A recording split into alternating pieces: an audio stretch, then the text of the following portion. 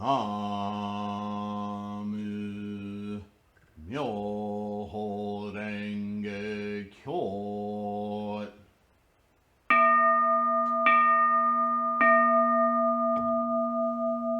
나무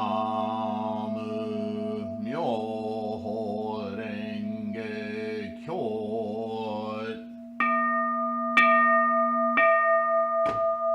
나무 묘호랭개교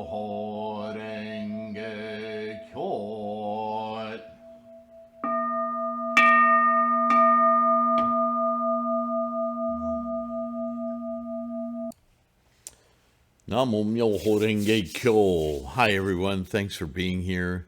Listen, I don't think I've said this before.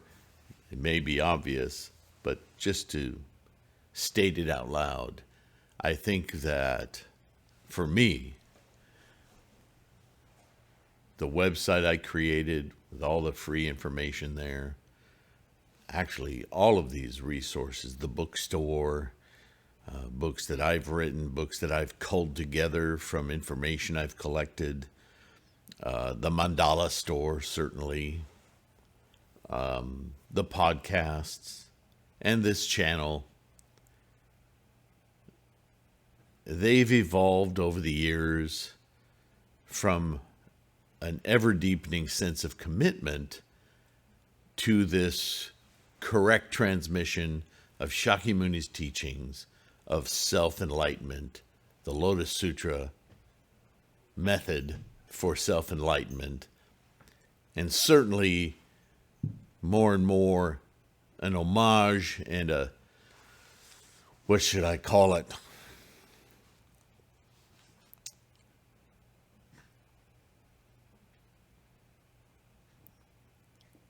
A beholding respect for Nichiren and his modern day elucidations of those teachings.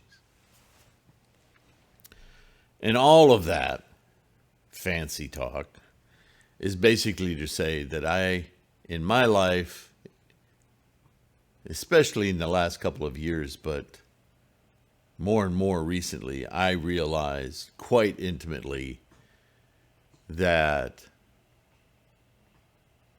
the most joy I experience in my life, outside of chanting to my mandala and gongyo, is doing this. It's the most rewarding, life-fulfilling. I can't, to the point where when I'm not doing this,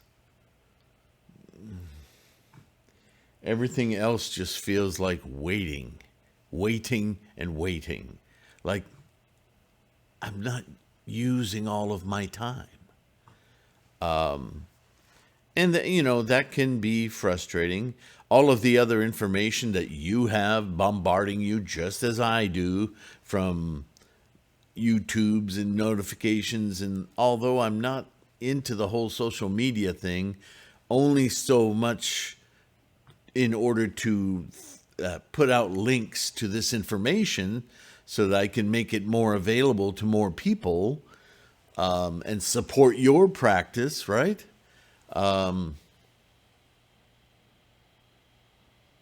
Everything is so incredibly negative. Just before I came out to the school today, the last video I saw on YouTube was Kyle Kalinske talking about how 94% plus of all baby foods, including the ones you prepare at home, are filled with toxic minerals and chemicals. I was just talking to my mother this morning about, my frustration that nobody's talking about Fukushima anymore. For a while, it was in the news, and it was all about the tragedy in Japan. But what very little outlets were covering or allowing to be spread was the radiation poisoning of the entire Pacific Ocean, landing radiation from Alaska to Mexico, all along the western seaboard. the fish contaminated with radiation, the seafloor, everything. Guess what? That feeds us. How much, and in the scope of anything you watch now, I don't care if they're TikTok videos, you're going to get commercials about the last week's favorite drug, treating illnesses for every single internal organ that we have, the instances of cancer rising, so on and so forth. But nobody's making the link. And then when I saw this morning, baby foods, I thought, this is just sheer insanity. What are human beings doing? What is capitalism doing? I don't want to start political arguments, but truly, the profit motive of humans, we read about it in the history of Buddhism. It's not new, but it is so amazingly the fabric of life itself today. Of course, when I read that this is the age of degeneration or Mappo or the loss of the teachings, I get it. I viscerally get it. And, I'm human, just like you. It can be quite overwhelming, yeah? Whether you address it consciously or you just sort of bury it, like I think we all do. I mean, what are you going to do about it? Right? How many Brita filters can you buy? And is it actually working for the kind of poisoning we're talking about? I don't want to, I'm going down a negative road here, and I'm sorry. But I just wanted to explore something with you that I kind of left the last video with these annoying questions in the back of my mind. Thank you, Tammy, for suggesting what is always the ultimate suggestion.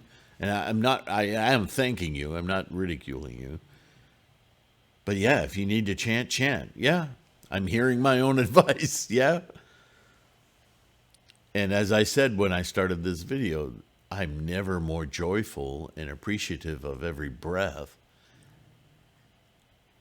as I am when I chant, right?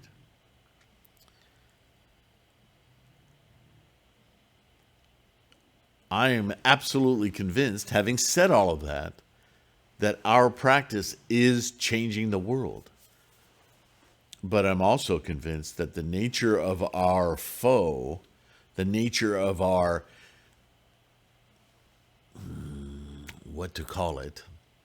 obstacle, it's absolutely massive. And I have to remind myself, yeah, but the universe is a lot more massiver.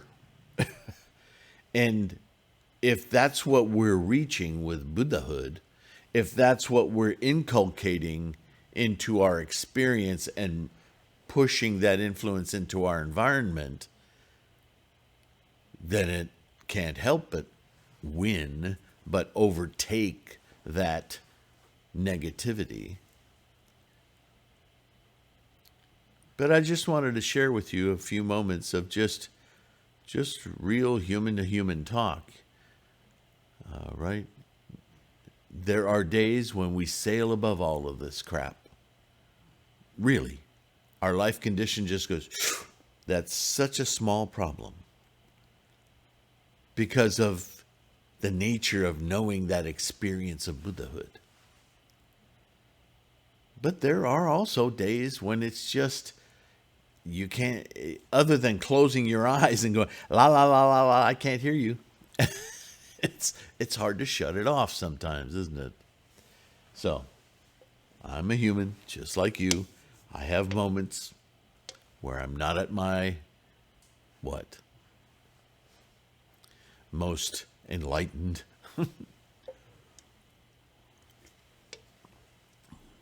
And it doesn't help when I read translations of this amazing teaching that constantly crap on it. I just, come on, of all people, right? So I'm not going to go into a rant on that. I've said too much. And I don't even know if I want to read anything today. I think I just wanted to have a bit of a conversation with all of you to let you know I'll never quit. I know too much. I've experienced too much intense joy and satisfaction from this practice. No matter how low I get, I know. I can't unknow. Right? We all go through this at some level or other, right? How many are familiar with that term thrown around called Titan? Which I dislike, quite strongly dislike. Because it kind of gives a validation to giving up. Hey, we have hard times. We're human. We're samsaric beings. Sometimes, I think, for some of us, when something proves to us and succeeds for us, we double down on being doubtful. Like somehow it can't be that good. And I'm going to prove it. It's a delusion. It's a human frailty of mind. But I'm convinced that if you've tasted the nectar, you will come back to it. If you've experienced chanting to a mandala and feeling, experiencing, seeing, hearing, feeling that vibration in your gut from your toes to your nose, you just don't forget that. You know there's something far more powerful going on there, and you're just tapping into it. I think for some people that actually scares them. But again, it's all the same thing. Whether you call it fear, or you call it boredom, or you call it doubt, I don't care. We make up words and use words in ways. Once you experience Buddha-ness, you can't unexperience it. You can make some pretty bad causes if you start to fight against it. It's one thing to walk away. It's another thing to actively try to destroy it. Not a good thing. But even so, the Lotus Sutra guarantees that if you just straighten yourself out and start Buddhizing yourself, there it is. It never goes away. Does the universe disappear because you close your eyes at night? That's the same argument. Once you know, you cannot unknow. What's to not know about life? Every single particle, molecule, cell within your DNA, within your body, within the trees and the grass and the lizards and the birds.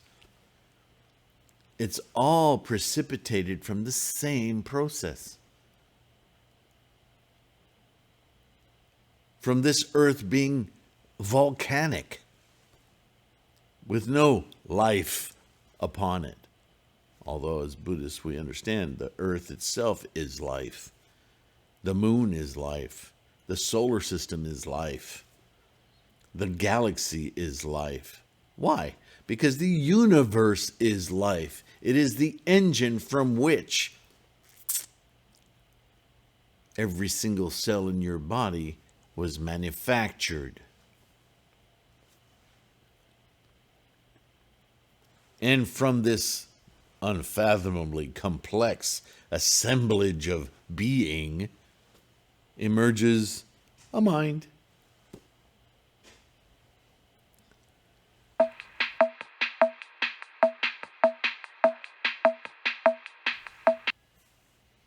Okay.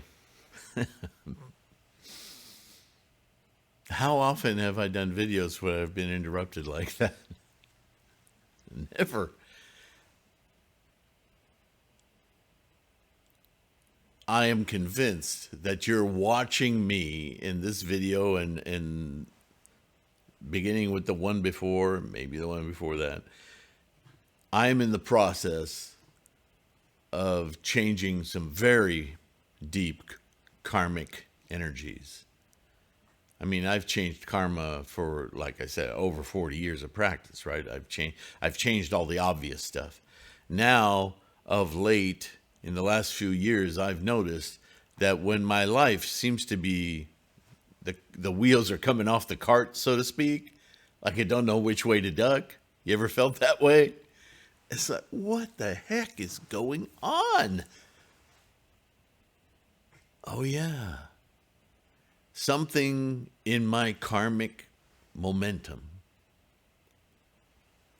so profoundly intertwined with my being that it's unconscious to me, at least at the moment. And that's the nature of profound karmic changes, is that your life just seems to stop making sense. Not entirely, or maybe entirely, but in many ways, it seems like something else is happening. That it's not so much control, it's just that you're just baffled by the nature of things that you thought you knew, but they're suddenly occurring differently, or new occurrences or new things are happening that are throwing you off balance. Well, that's what's been happening to me lately, and I know with absolute certainty I'm changing karma. So yes, Tammy, and any of you who thought about it, when I ended the last video saying maybe I should just chant and do Gongyo the rest of my life, that was my acknowledgement that right now I need to hunker down in my practice more than usual because I'm in the midst of some major changes. I don't know how I'm going to come out of that, other than to know that I will be experiencing Buddha-ness at a new, amazing level. Wow, that's pretty exciting. It's a little disconcerting because I just don't know what it looks like. But it's happening. I know it's happening. Just too much proof to deny. So I hope you'll bear with me. And I hope I'll be able to capture it in a way that I can share it with you. But if nothing else, I'm sharing with you that this is the process of practice. Yeah, we all go through this. How much we're conscious of it happening, that varies, right? I don't know your karma. You don't know mine. We have ideas. We have observations. But this kind of karma change, it's deeper than all of that. It's present. It's happening. Things are moving and shifting out of their expected order. And that's your biggest clue. Namo Myo Renge Kyo. Make this change. Accept this change. View the new perception.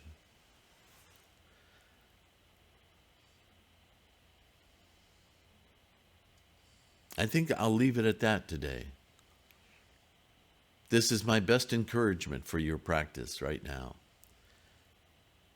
There's hundreds and hundreds of videos on this channel you can look up for various questions, playlists of certain aspects or sutras of this practice, right? There's the mandala store, the bookstore, there's the website. You can download stuff, ask questions. All of that is just to support your practice. But this video is about your self-encouragement, your absolute confidence that this practice works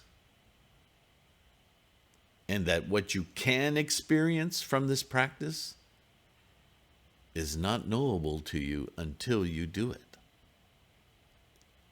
And the more you take those steps and the more you know that experience, as I said at the beginning, you can't unknow it.